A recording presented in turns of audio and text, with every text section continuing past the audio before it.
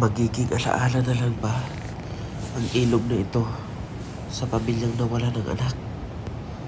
Napakaraming nalulungkot. Kapamilya, hindi kapamilya. Mga taong nakikita ang sitwasyon ng pamilya, kung gaano kahirap at sakit ang kanilang naramdaman.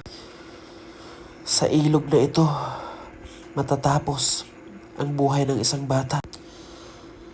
Napakaraming magulang ang nalulungkot, napapaiyak sa pangyayari pong ito, na sa hanggang ngayon umaasa pa rin na sana matagpuan na ang kahit katawan man lang ni Joros Flores.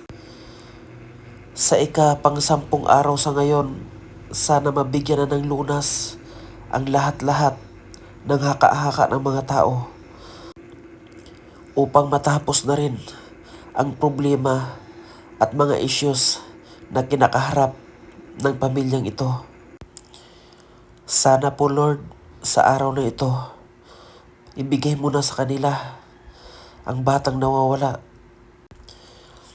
na kahit man lang konting oras, makasama man lang nila kahit sandaling panahon.